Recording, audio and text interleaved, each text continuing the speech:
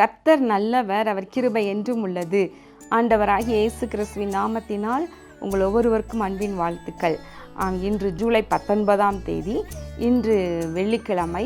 நாம் உபவாசம் இருந்து இது ஜெபிக்கிற நாள். விசேஷமாக நம்முடைய ஆசீர்வாதம் டிவி ஊழியங்களுக்காக இன்று ஏதாகிலும் ஒரு நேரம் உபவாசத்தோடு ஜெபிக்கும்படி உங்களை அன்புடன் ஞாபகப்படுத்துகின்றேன். இன்றைக்கான மன்னா என்னாகமம் 24வது அதிகாரம் 5வது வசனம்.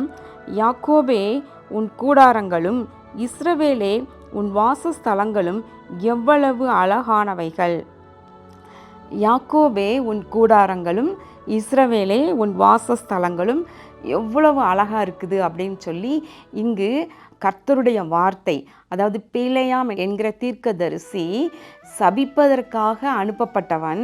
ஆனால் ஆண்டவரோ நான் சொல்கிற வார்த்தை மட்டும்தான் நீ சொல்லணும் அப்படின்னு சொல்கிறாரு. அதனால் கர்த்தருடைய ஜனத்தை பார்த்து இவ்விதம் சொல்லப்படுகின்றது, உன்னுடைய கூடாரங்களும் உன்னுடைய வாசஸ்தலங்களும் எவ்வளவு அழகானவைகள் என்று சொல்லப்படுகின்றது. அடுத்து பாருங்க, அவைகள் பரவி போகிற ஆறுகளைப் போலவும் நதியோரத்தில் உள்ள தோட்டங்களைப் போலவும் கர்த்தர் நாட்டின சந்தன மரங்களைப் போலவும் தண்ணீர் அருகே உள்ள கேதுரு விருட்சங்களைப் போலவும் இருக்கின்றது. கர்த்தருடைய ஜனம் எப்படி இருக்குதாம், அவங்களுடைய கூடாரங்களும் அவங்களுடைய வாசஸ்தலங்களும் அவ்வளவு அழகா இருக்குது. அதனோடு கூட அவர்கள் நதியோரத்தில் நாட்டப்பட்ட கேதுரு மரங்கள் போல, ஆறுகள் அருகே இருக்கிற நீர்ப்பாய்ச்சலான தோட்டத்தை போலவும் அருமையாக இருக்கின்றது என்று சொல்லப்படுகின்றது. பிரியமானவர்களே, தேவனுடைய பிள்ளைகளாகிய நம்மையும் கூட ஆண்டவர் இன்றைக்கு அப்படித்தான் வைத்திருக்கின்றார். இன்றைக்கு இஸ்ரவேல் மக்கள் அவர்கள் கூடாரம் போட்டு வழி பிரயாணத்திலே கானானுக்கு போகும் வழியிலே ஆங்காங்கே கூடாரங்கள் அமைத்து தங்கினார்கள். அவங்க கூடாரங்கள் கூட பாருங்களேன் எவ்வளவு அழகானவைகள் என்று சொல்லப்படுகின்றது. அப்போது இன்றைக்கு நம்முடைய இருப்பிடங்கள் ஒருவேளை சொந்த வீடாக இருக்கலாம், வாடகை வீடாக இருக்கலாம், அது எப்படிப்பட்டதாக இருக்கலாம்.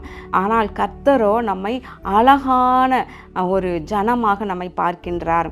அப்போ இவ்வளவு அருமையான நம்முடைய வாசஸ்தலத்தையும் நம்முடைய கூடாரத்தையும் நாம் புத்தியுள்ளவர்களாக அதனை அழகாக அதனை காத்து கொள்ள வேண்டும். மாறாக நம்ம அந்த அப்படிப்பட்ட அழகான நம்முடைய வாசஸ்தலங்களை நம்முடைய கூடாரங்களை நாம் சிதைத்து விடக்கூடாது. கர்த்தருடைய பார்வையில் அருமையாக இருக்கிறோம், அதை குலைத்து போட்டு விடக்கூடாது. பொருளாசைக்காரன் தன் குடும்பத்தை கலைக்கிறான் என்று இருக்கின்றது.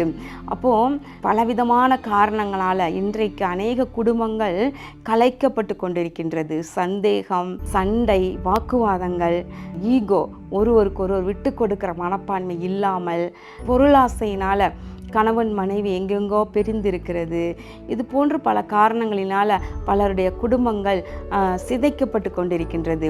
ஆனால் கர்த்தரோ தம் ஜனத்தை அழகாய் நாட்டியிருக்கின்றார், உங்களை குடும்பமாக நாட்டியிருக்கின்றார். அதில் கவனக்குறைவாக எந்த விதத்திலேயும் அந்த அழகை இழந்து விடாதீர்கள். அழகாய் கட்டப்பட்டிருக்கிற உங்கள் குடும்பத்தை புத்தி இல்லாத பெண்ணை போல அதை இடித்து விடக்கூடாது. நாம் கர்த்தர் நம்மை நாட்டின கேதுரு விருட்சங்களைப் போல இருக்கின்றோம்.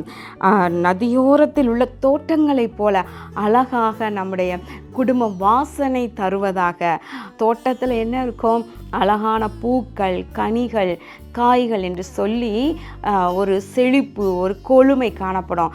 அப்போ கர்த்தருடைய பிள்ளைகள், உங்களுடைய குடும்பங்கள் கர்த்தருக்கு ஆசீர்வாதமாகவும் மற்றவர்களுக்கு சாட்சியாகவும் இருக்க வேண்டும். கண்களை மூடி ஜெபம் பண்ணுவோமா? எங்கள் அன்புள்ள பரலோக பிதாவே, இதோ இந்த நாளிலே நாங்கள் தியானித்த வசனத்தின்படி நீர் ஆண்டவரே ஒவ்வொரு தேவ பிள்ளையினுடைய குடும்பத்தையும் அழகாய் நாட்டியிருக்கின்றீர். அவர்களுடைய கூடாரங்கள், வாசஸ்தலங்கள் எவ்வளவு அருமையானவைகள்.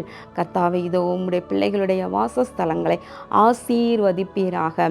நீதிமான்களுடைய வாசஸ்தலத்தையோ கர்த்தர் ஆசீர்வதிக்கிறார் என்று எழுதியிருக்கிறது.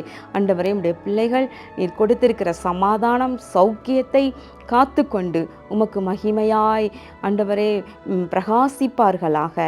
இயேசு கிறிஸ்துவின் நாமத்தின் நல்ல பிதாவே, ஆமேன். கர்த்தர் உங்களை ஆசீர்வதிப்பாராக. ஆமேன்.